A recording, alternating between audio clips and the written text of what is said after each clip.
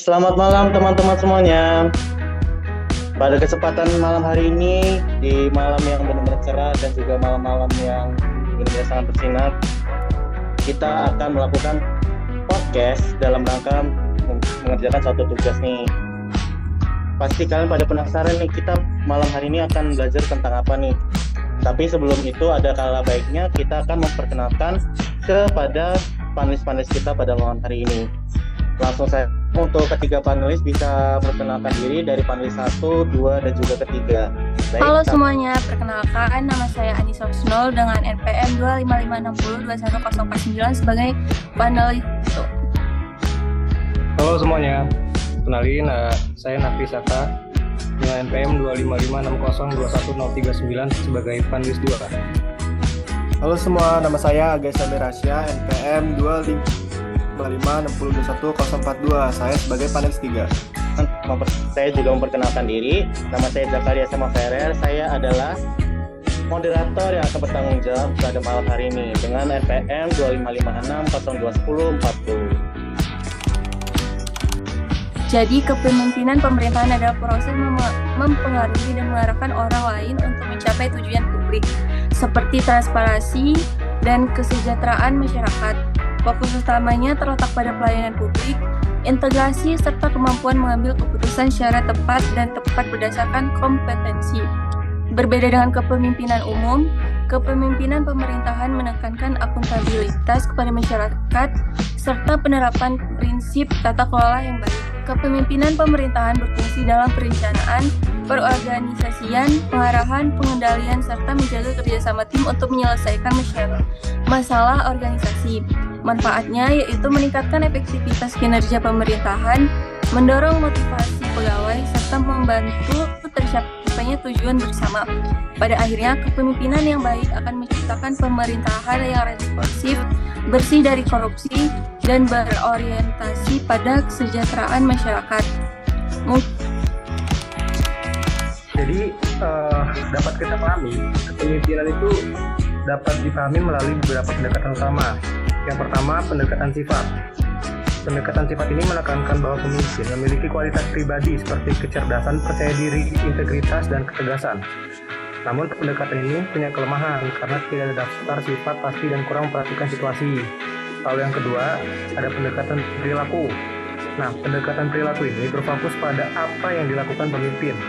Kepemimpinan dianggap bisa dipelajari, terutama melalui dua gaya utama, orientasi tugas dan orientasi hubungan.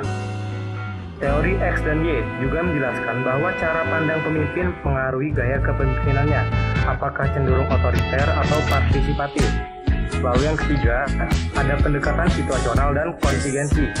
Nah, pendekatan ini menyatakan bahwa tidak ada satu gaya kepemimpinan yang selalu benar. Efektivitas pemimpin itu tergantung pada kondisi, seperti situasi kerja maupun kemampuan tim dan lingkungan. Dalam model Fielder, gaya kepemimpinan harus disesuaikan dengan hubungan pemimpin dan bawahan, struktur tugas, dan kekuasaan. Sedangkan model situasional menekankan kesiapan bawahan dengan gaya telling, mengarahkan, selling, membimbing, partisipasi, melibatkan, delegating, yaitu mendelegasikan. Nah, intinya kepemimpinan itu bukan hanya soal bakat, tapi juga bisa dipelajari dan harus fleksibel, menyesuaikan situasi dan kondisi. Gaya kepemimpinan dalam pemerintahan adalah cara pemimpin mengarahkan, memengaruhi, dan mengelola aparatur serta masyarakat untuk mencapai tujuan negara. Gaya ini memengaruhi bagaimana kebijakan dibuat dan hubungan dengan publik terjalin. Ada beberapa gaya utama. Yang pertama adalah otoriter. Otoriter sendiri bersifat terpusat dan cepat dalam mengambil keputusan, cocok saat darurat, tapi kurang demokratis. Yang kedua, ada demokratis, melibatkan partisipasi dan transparansi, meningkatkan kepercayaan publik, meski prosesnya lebih lambat. Laissez-faire, memberi kebebasan penuh pada bawahan, mendorong kreativitas tapi beresiko kurang kontrol. Selanjutnya, transformasional, berfokus pada perubahan besar, visi panjang, dan inovasi. Sedangkan transaksional menekankan sistem reward dan punishment untuk menjaga stabilitas dan kinerja. Nah, di Indonesia,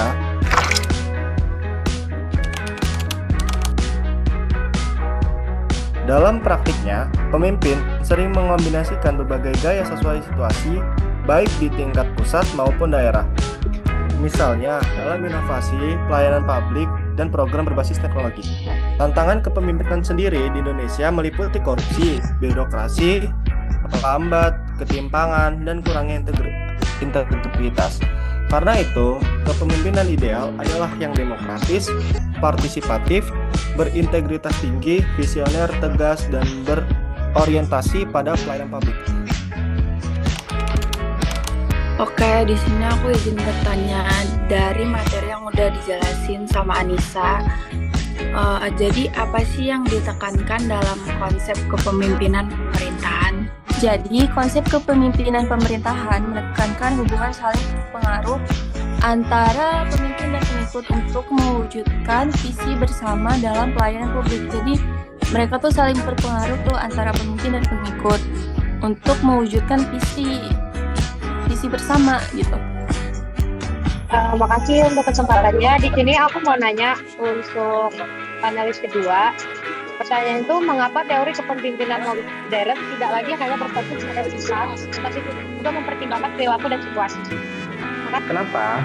Karena sifat aja itu nggak cukup untuk menjamin keberhasilan seorang pemimpin, Ratu. Jadi teori modern ini tuh menambahkan perilaku karena kepemimpinan bisa dipelajari melalui tindakan serta situasi,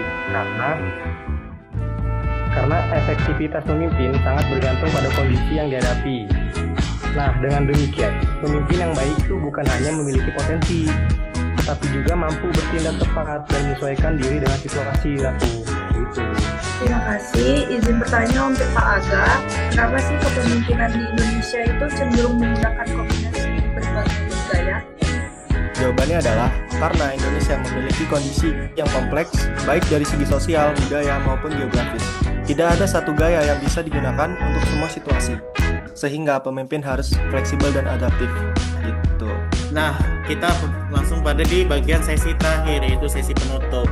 Sebelumnya kami ucapkan terima kasih kepada kakak panelis yang sudah memaparkan materi tentang kepemimpinan pemerintahan daerah itu sendiri.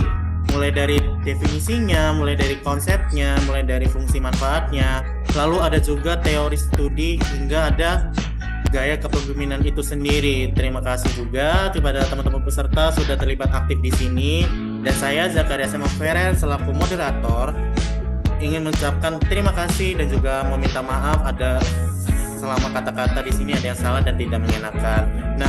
Nah, untuk menutup podcast kita pada malam hari ini, aku ada pantun nih. Mentari pagi bersinar terang, burung berkicau yang di dahan. Cakep. Mari kita jadi pemimpin cerdas dan jujur, membangun negeri menuju masa depan gemilang. Oke. Terima kasih semuanya sudah Mantap. pada podcast kita Terima kasih. ini. See you on the next time, dan juga semangat untuk semuanya. Oke, terima kasih semuanya. Oke, terima kasih semuanya. Terima kasih semua.